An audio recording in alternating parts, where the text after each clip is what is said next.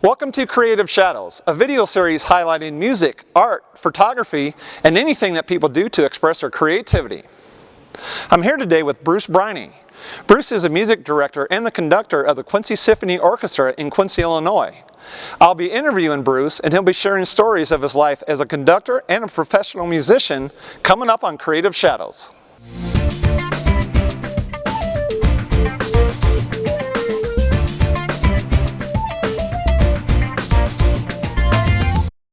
Bruce, welcome to Creative Shadows. I appreciate you being with us today. Thanks very much, Craig. It's a pleasure to be on your show. Okay. And as I said in the introduction, you are the conductor of the Quincy Symphony Orchestra, and you also are a professor of trumpet at Western Illinois University. How long have you been a conductor for the Quincy Symphony Orchestra? This is my 15th season as the conductor, music director of the symphony, and that coincides with the orchestra's 75th anniversary. That's pretty impressive, 75 years for a community of this size to have such a great symphony orchestra like that. Oh, it's really incredible. There's such a history here with musicians in the community. We started to think about reviewing old programs, and we looked at the names through the years, and there's really been thousands of people that have played in the Quincy Symphony over 75 years. And each brings their own story, as you can imagine. Some are here for a very short time, for maybe one season, and others have had longevity that's probably 50 plus years. Oh, so sure. that is really a great commentary on the strength of the organization and the contributions we make to our community. Bruce, I'm sure you have a lot of responsibilities as a conductor of a symphony orchestra. Can you talk about those responsibilities? Sure, of course. Well, obviously one of the most significant ones would be simply just conducting the programs, and those are exciting. It takes a lot to get to that point, though, in terms of other responsibilities, organizational responsibilities, planning and programming. I work very closely with the executive director, Jane Paulette, who's a really terrific colleague, and we spend a huge amount of time organizing events for each rehearsal and ultimately the concert. So to be a conductor, it's just a lot more than the leadership in the moment of the program. It takes a very organized person and a creative person, thinking about, say, the needs of the audience, what the audiences would like to hear, and also what the musicians would like to play. And so there's a constant chess game strategy of planning. You're dealing with individual calendars and various components of needs and planning and budget. So all these things work together to bring the show in the moment, this, say, a 90-minute show, into the hall. What led you into conducting? Well, as a young high school student, I had an opportunity to be a student conductor with my high school band. And that was great, and I worked with my high school band director, and he was an inspiring guy and motivational, and I stood up and I did what I was told, and it seemed to work, and it was fun to be a leader, and I enjoyed that. I continued to, as an undergrad at the University of Illinois, I had a chance to play under some really outstanding conductors.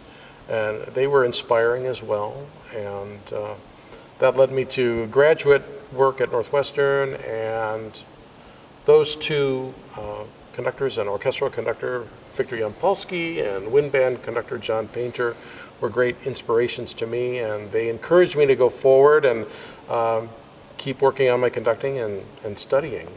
And from that point, certain opportunities started to pop up.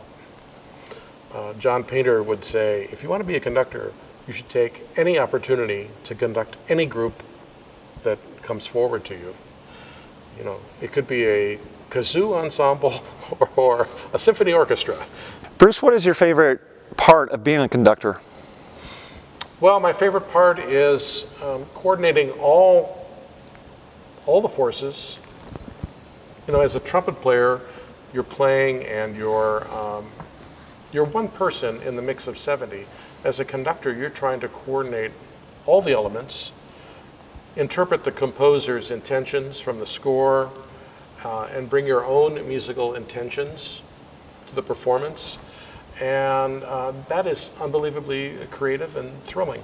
What composers do most audiences like to hear, like Beethoven? And well, you know, there's a huge tradition of orchestral music. We're going to say it's now 400 years.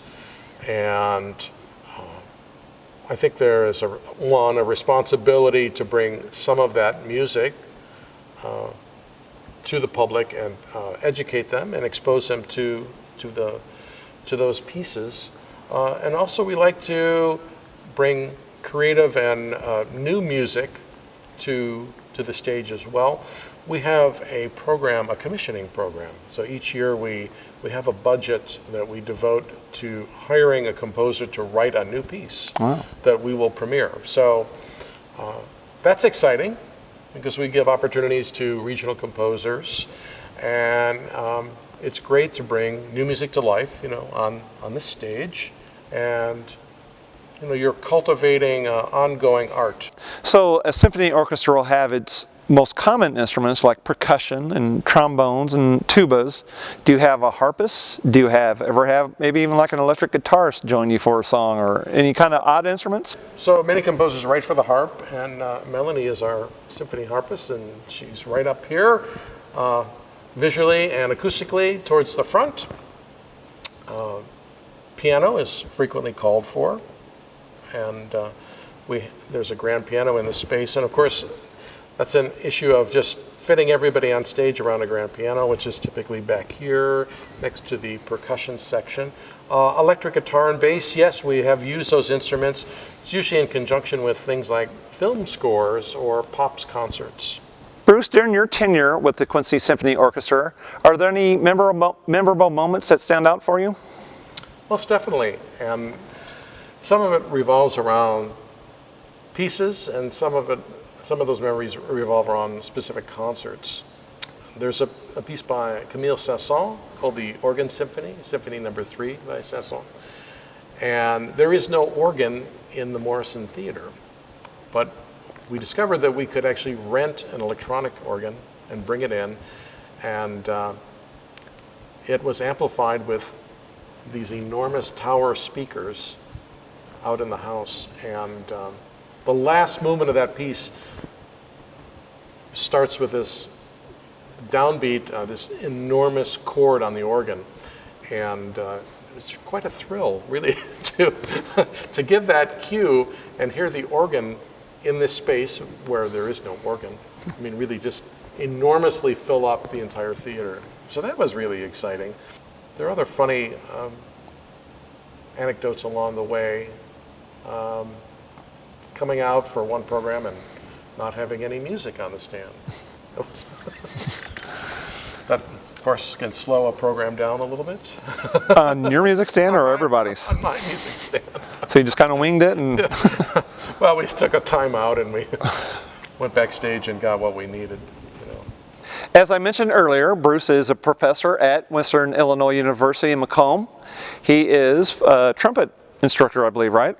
That's correct, yeah. So I'm coming up on my 30th year of teaching trumpet at Western, and through the years I've also done a number of other things.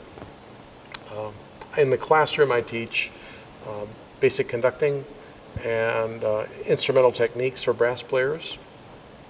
I've also had various ensemble assignments there, from symphony orchestra to wind ensemble, and also a chamber music coach. So Bruce has his trumpet out, and he's going to give us some examples of his playing and talk about the trumpet. Bruce, I noticed when you got it out, you're putting it together. How do you tune it? Oh, tuning it. Well, there's a main tuning slide here, and if you pull it out, it makes the pitch go down, and if you push it in, it makes the pitch go up. And you just do that by ear? Yeah, it's pitch matching with a reference. This is the mouthpiece, and it's the source of the sound. So you vibrate your lips into a cup mouthpiece, and it makes that sound. Essentially, you put that sound into this instrument, and you get a wave and a series of overtones. Let's see if I can do it.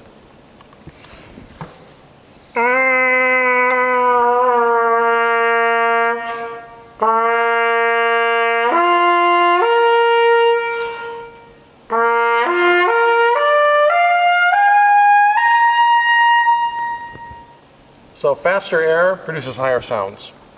Slower air, lower sounds. So if you played a C, and can you show us C related to the valves? What would that be? Open. Oh, it's open, okay.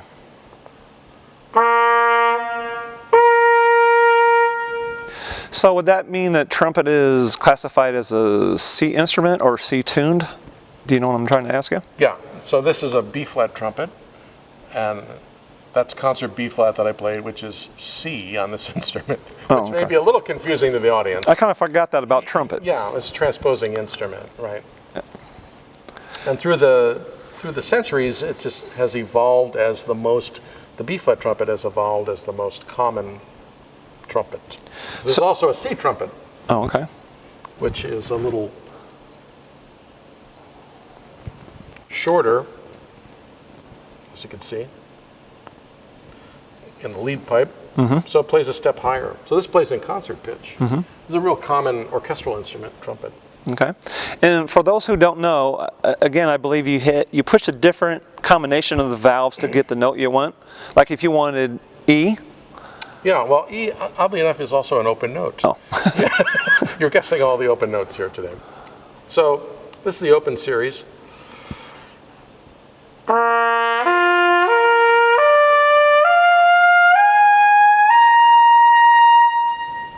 Now if I press down the second valve, it opens up this airway, this little loop.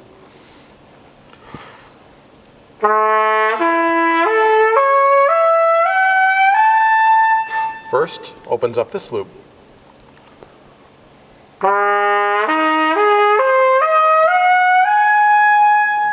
So there are 7 valve positions, and the combination of those 7 give us a chromatic scale.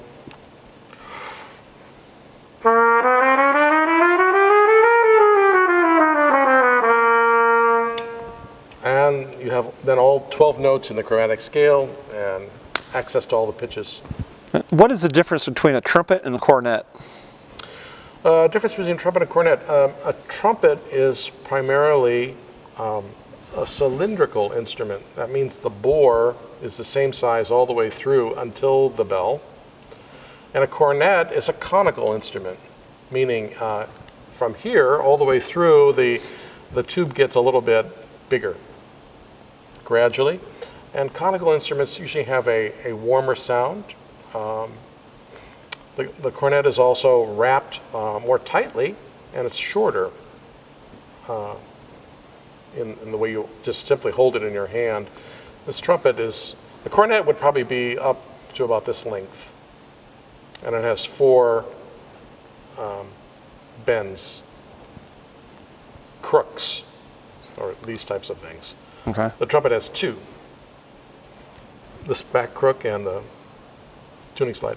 So I'm sorry. So the cornet is, would you say, maybe a smaller version of a trumpet, and you get a different sound? It's wrapped more tightly, and it has like a warmer, darker sound, and the trumpet is kind of a brilliant sound. Okay. And then we talked about the bugle. I believe it has no valves, right? The bugle has no valves, right? So if I just play the trumpet without the valves, in essence, I have a bugle. You know, except a bugle is also another conical instrument. It starts small and it gradually gets larger. So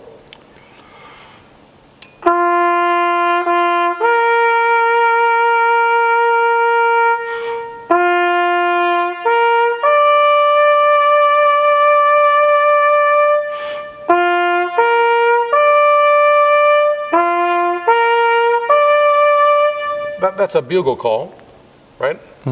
Played on the trumpet. So music is such a valuable thing for the youth. To me, it helped me grow with my coordination. I think it develops your mind, and I actually think it makes a person smarter. I agree. There's a lot of math, of course, involved in music, and in its execution. I think this opens up a creative spirit within all of us, you know, and also it gives us these socialization issues a chance to integrate, work with other people. And what I've noticed is a lot of my fellow musicians, they also do other artistic things. Like I do video, and a friend of mine is a drawer and does graphics, and you know, I think artistic creative people do many things other than music. Do you find that with yourself or some other musicians you know? Oh, most definitely. I guess for myself, I've divided my time between playing my instrument and conducting. And people always ask, well, shouldn't you take one or the other? Shouldn't you pick? And for years, when I started off conducting in, gosh, it was probably 1982, I still maintained my instrument and my work on my instrument and those pursuits artistically, and kept going with my conducting. So I've always pursued both intensively. Well, Bruce, I appreciate you being with us today on Creative Shadows. I wish you luck in your future as a conductor and a professor of music. Thank you very much, Greg. It's been a great pleasure to talk to you. You bet.